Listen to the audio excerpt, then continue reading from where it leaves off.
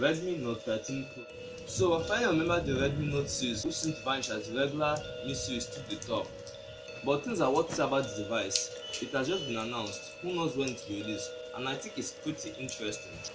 It's a half-baked idea of a flagship, but consider its price, a little above $650. You see that Xiaomi has by no doubt gained the confidence to become the number one Android phone company at the expense of Samsung.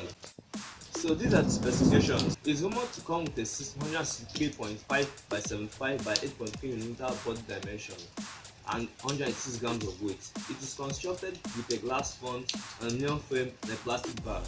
A plastic bag for a device of above $600 is quite head scratching. On the screen, this is a 6.51-inch AMOLED display. It has a nice to have screen to body ratio of 91.3% and 395 pixels per inch density.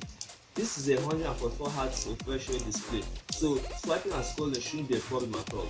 And protecting this is Gorilla Glass.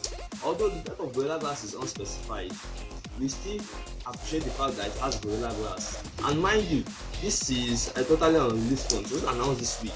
So rumors are what built this specification sheet. Oh, and speaking of specifications, if you really love this video and enjoyed it by the way, a sub to the channel will be specific.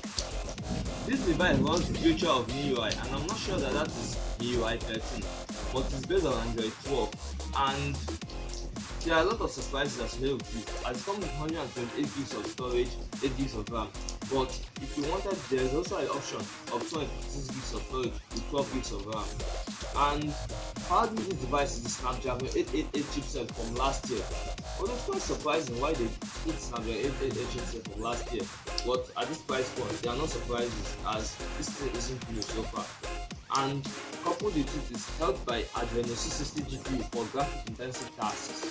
So on the battery, this phone comes with 4500 mAh and 67W fast charging. You see, Xiaomi has been quite fickle with the 5000 mAh charging speed, battery capacity and it's because of the charging speed. You know, the device of last year, the 11 Ultra, had both a 5000 mAh cell and 120W fast supercharging, and I think that's why the 11 Ultra flopped in battery life. You see, for a fast charging system to work, it has to require the phone to split the cells into two, resulting in a lower overall battery life, and that is why the 11 Ultra flopped by the way. But I think Xiaomi are looking to correct this mistake, as the devices since the 11 Ultra have just been powering the small 4500 mAh cell, just in order to prevent disasters like that. There are other things here, like a lack of headphone jack, USB Type-C 2.0 port, and another display fingerprint recognition system.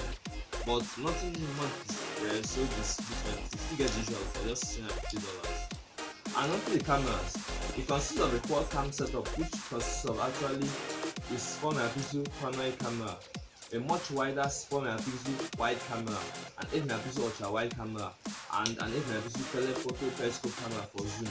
All these cameras here we see are capable of shooting 8K at 30 frames per second and 4K at 30 or 60 frames per second.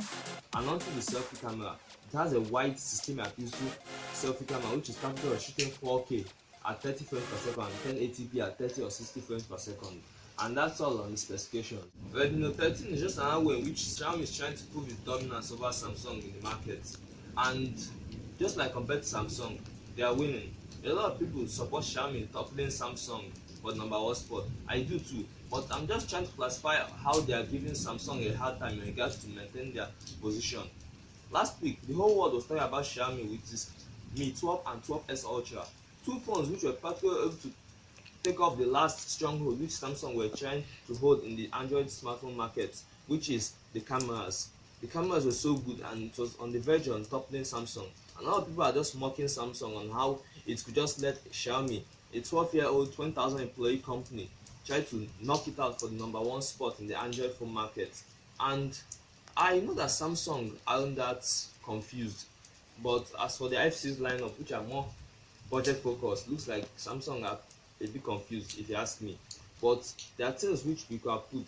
The S23 Ultra, for example, could be more powerful and more crazy, more than we expect. But you say that this the S23 Ultra is a phone which will release in 2023, when Xiaomi have toppled Samsung by then. And then you forget these two phones, the Samsung Galaxy Z Flip 4 and the Samsung Galaxy Z Fold 4, two devices which are about to become absolute game changers. I respect Samsung. They are playing just like Apple. They want to make good phones, they want to sell a lot, but they don't want to rush. Okay, thanks for watching. If you're a viewer and you really enjoyed this video, give it a like and sub to the channel. With all that said, I'm Hilary. This is Reggie. Wait for the next video.